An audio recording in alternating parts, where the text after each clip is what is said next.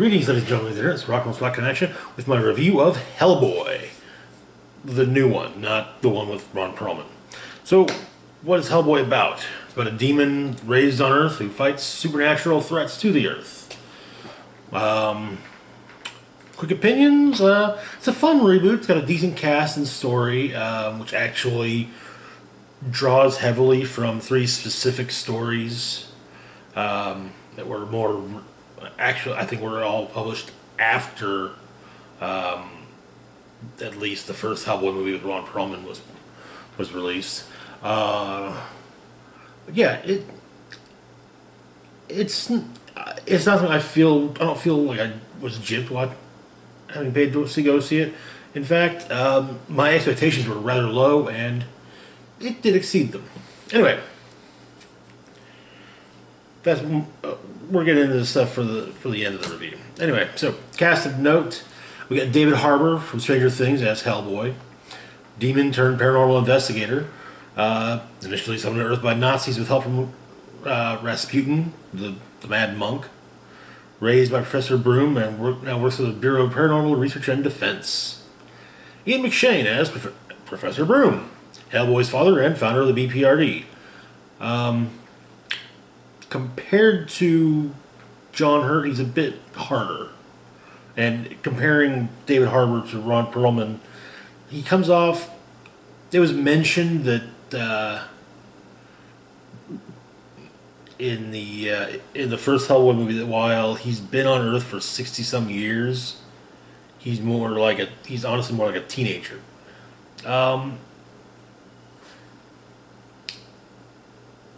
Yeah, that also kind of carries over into how Harbour played the role. You get that, edgy, rebellious side of him. Anyway, Sasha Lane plays Alice Monaghan, who's a psychic that was rescued from fairies when she was a baby by Hellboy. Oh, rescued from fairies by Hellboy when she was a baby. She can talk to spirits and remove them from dead bodies via punching. Daniel Day Kim of Lost fame as Major Ben Daimyo. Japanese-American member of the BPRD and possibly also M11. It honestly feels more like he's a member of M11 than the BPRD until near the end of the film. He's also a were-jaguar. Mila Jovovich as Nimue, the Blood Queen. Medieval British sorceress who wants to destroy mankind via plague, potentially, speaking from the way it looks, the plague. Wants to rule a world of magical creatures alongside Hellboy. Thomas Hayden Church is Lobster Johnson, vigilante from the 30s and 40s, prone to violence. Usually, and after he's usually when he has caught someone. He has a thing in his glove where he can burn a lobster claw symbol onto their forehead.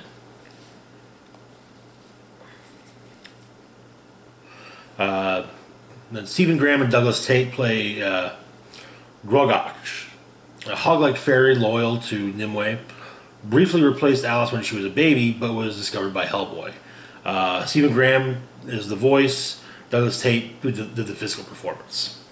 Alright, so our spoiler-free breakdown. Movie opens with King Arthur and Merlin stopping Nimue from destroying mankind via plague, or at least Britain. In the present, Hellboy's in Tijuana looking for a missing BPRD agent. This leads to the wrestling scene from the trailers. After returning to the BPRD HQ, which is in the Rocky Mountains now, Professor Broom sends Hellboy to England to assist the Osiris Club in hunting giants. While there, Hellboy learns more about the night that he was summoned to Earth from Hell, which we see via flashback. And this also is how Lobster Johnson is introduced to movie audiences, which, yeah, it's actually... The stuff with Lobster Johnson is so cool. I love it. Anyways, after dealing with the giants, Hellboy visits Alice Monaghan, woman he rescued from fairies when she was a baby.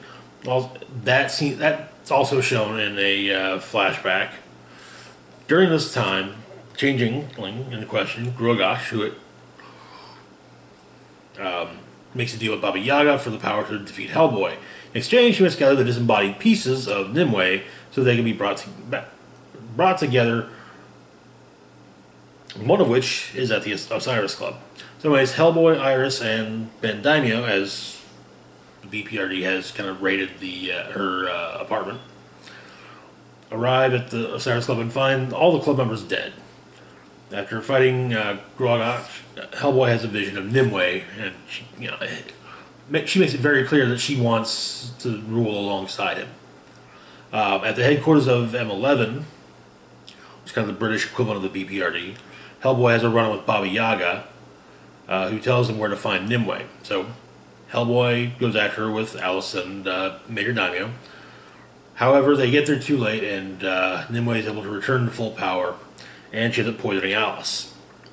So Hellboy and Daimyo take Alice to someone that can heal her. And while there, Hellboy learns a bit about his origins. Upon returning to M11 HQ, they find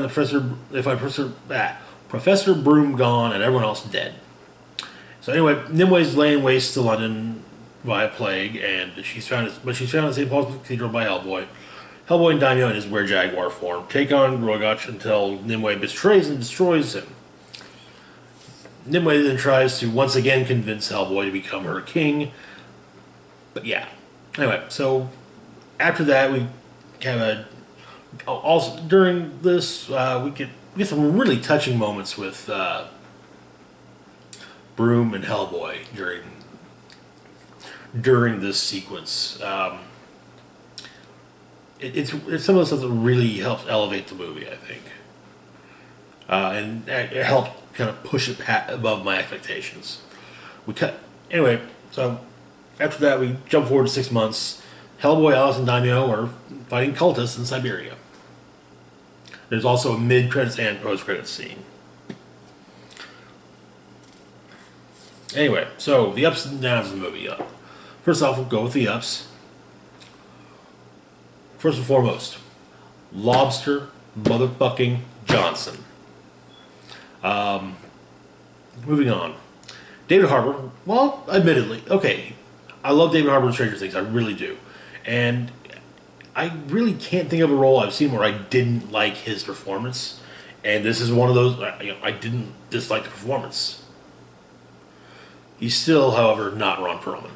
Ron Perlman owns the role. He just fucking nailed it. Ian McShane did a good dark fatherly role, which is becoming his niche, it seems. I thought it adapted the stories Darkness Calls, The Wild Hunt, and The Storm and the Fury rather well, to be perfectly honest. It was, it's not a full adaptation of each one. It's more, okay, we'll take this from Darkness Calls, this from Storm and Fury, and that from Wild Hunt, and just there. Also, the supporting cast, Daniel Day Kim, Mila Jovovich, Sasha Cain, they all do a good job in their roles.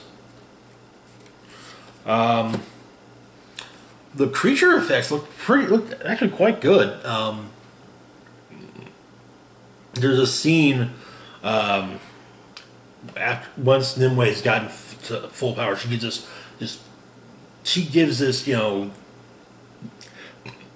this it's our time now speech to all these gathered creatures. There are fairies, all kinds of creatures, and it's just like and you see all these creatures. They honestly look really neat. I'm pretty sure they were all CG, but it looked good. I thought it sets up further movies quite well. And then, finally, Lobster motherfucking Johnson. Sorry, I'm really stoked that he was in the movie at all. Anyway, so the downs. Okay, so I mentioned that the CG on the creatures look really cool, especially that one big scene.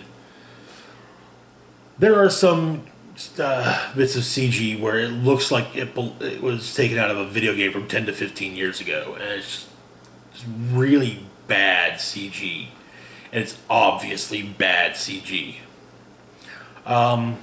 There are three flashbacks in the movie that kind of feel like they're mostly there just to kind of draw the runtime out. However, to be perfectly honest, showing is preferential to telling, so take that as you will. I mean, these are things that could have just been, a few lines of dialogue, as opposed to, you know, 5 to 10 minute sequences. But like I said, showing is in a movie. Showing is preferential to telling. So you know,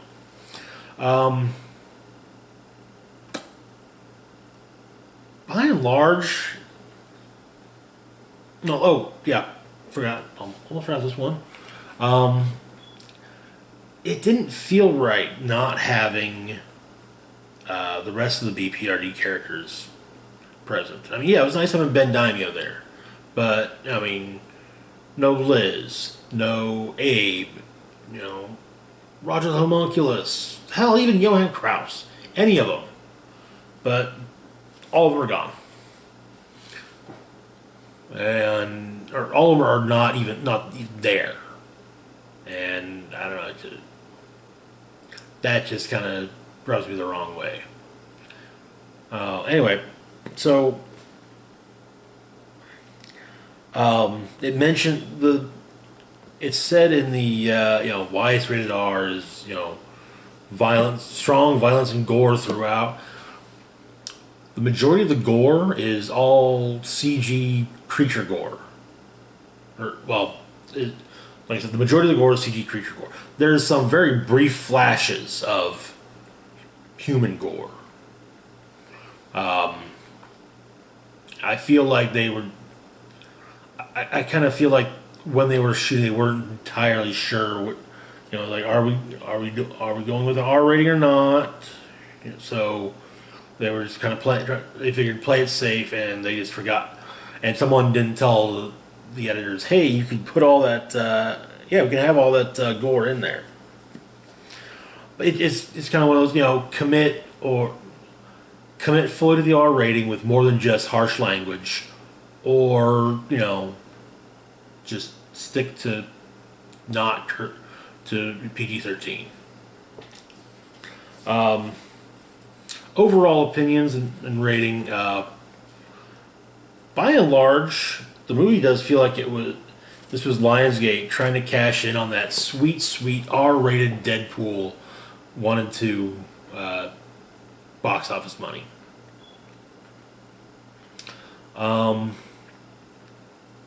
That said, it is still a fun and entertaining reboot.